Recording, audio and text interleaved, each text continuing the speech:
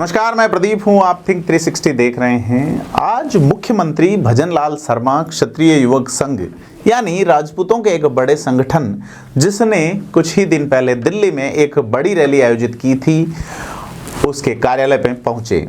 उन्होंने इसे शिष्टाचार भेंट बताया है और क्षत्रिय युवक संघ के संरक्षक जो हैं भगवान सिंह रोल साहब सर, उनके परिवार में गमी होने के नाते मुलाकात कहा है। लेकिन इसका एक राजनीतिक एंगल निकल रहा है, वो यह है कि इस आयोजन में क्षत्रिय युवक संघ, जिसका एक आनुषंगिक संगठन है प्रताप फाउंडेशन, और उसके संयोजक हैं महावीर सिंह सरवड़ी।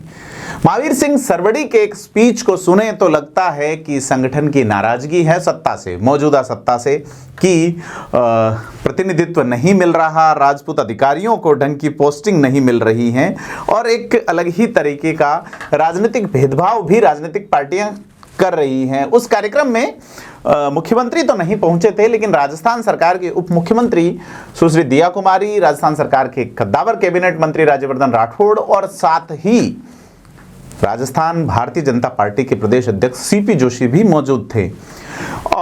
दिल्ली का जो JLN स्टेडियम है भरा हुआ था, बड़ी संख्या में भीड़ थी वहां पे। और इसके बीच में महावीर सिंह सरवड़ी का यह कहना, चाहे वो EWS नियमों का केंद्र सरकार के द्वारा सरलीकरण की डिमांड हो या राजनीतिक प्रतिनिधित्व या अधिकारियों को पोस्टिंग वाले इश्यूज, महावीर सिंह सरवड़ी ने, या इतिहास विकृतीकरण का इशू जिसे राजेंद्र राठौड़ ने भी उठाया था, महावीर सिंह सरवड़ी ने इसको बहुत प्रभावी तरीके से रखा। और जितने स्पीचेस वहाँ पे हुए उनमें जो राजपूत समाज के लोगों की ओर से जो उनकी मनोवांछा थी कि यह भीड़ क्यों जुटाई जा रही है, क्षत्रिय संघ के संरक्षक भगवान सिंह रोल साहब सर, संघ प्रमुख जो लक्ष्मण सिंह बेणिया का बास और जो वरिष्ठ स्वयंसेवक महावीर सिंह सरवड़ी, उनका यही कहना रहा कि वो तन सिंह जो थे क्षत्रिय संघ के संस्थापक, उनकी जन्म शताब्दी के कार्यक्रम का समापन समारोह था,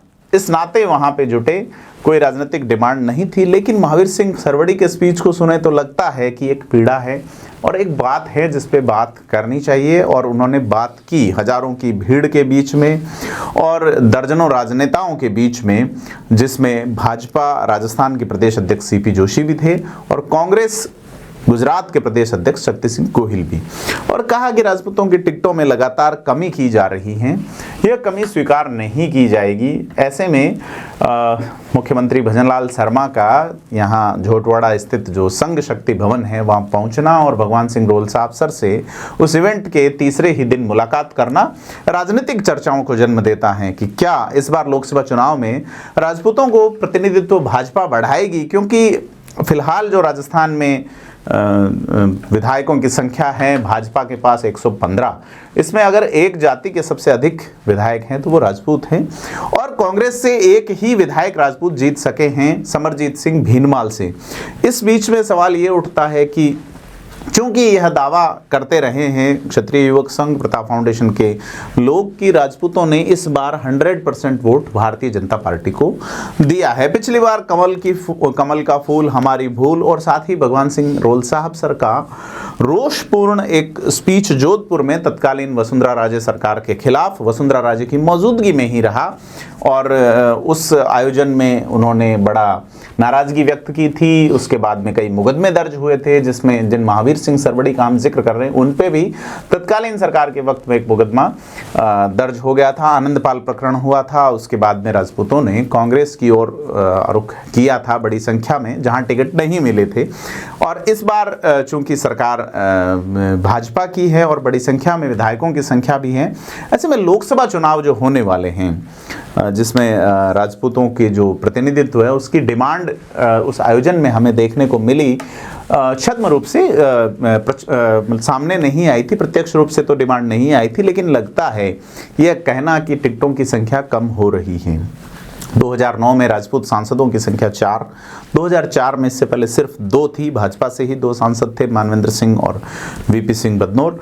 और 2009 में 4 रह गए, जिसमें इज्जराज सिंह थे, जिसमें चंद्रेश कुमारी थी, जिसमें हरिओम सिंह राठौड़ थे राजसमंद से, जिसमें यहाँ से हरिओम सिंह राठौड़ 2014 में रहे थे। 2009 में 4 सांसद थे, जिनमें इजराज सिंह, चंद्रेश कुमारी, गोपाल सिंह ईडवा और भंवर जितेंद्र थे।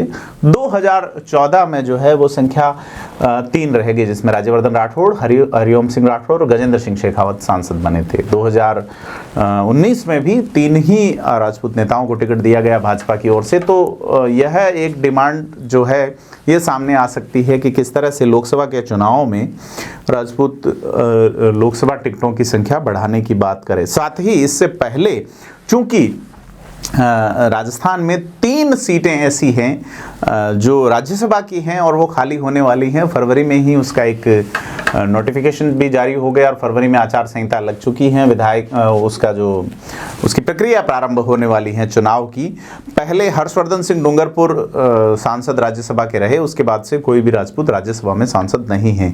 ऐसे में राजपूतों की यह भी डिमांड रही है कि राज्यसभा भेजा जाए। चूंकि कांग्रेस राज्यसभा का टिकट राजपूत को राजस्थान से देती नहीं रही है। लास्ट शायद दिया तो वो कभी दिया तो लक्ष्मी कुमारी चुंडावत जो साहित्यकार थी, कांग्रेस की अध्यक्ष भी रही थी, उनको दिया था। उसके बाद में पिछली बार जरूर सोचा गया, क्योंकि जब हीरक जयंती का आयोजन जयपुर में हुआ, बड़ी भीड़ जुटी, तो कांग्रेस आला कमान ने इसको सोचा और एक जब रिपोर्ट मांगी गई तो अशोक गहलोत खेमे की ओर से धर्मेंद्र राठौड़ का नाम प्रस्तावित किया गया, बढ़ाया गया और फिर धर्मेंद्र राठौड़ ने भी कई मैकेनिज्म खड़े किए जिसमें उन्होंने डिमांड की, जबकि वो खुद मंत्री स्तर का दर्जा प्राप्त आरटीडीसी के चेयरमैन बना दिए गए थे। ऐसे में भंवर जितेंद्र को जो टिकट मिलने की बात चल रही थी उस पर एक ब्रेक लग गया।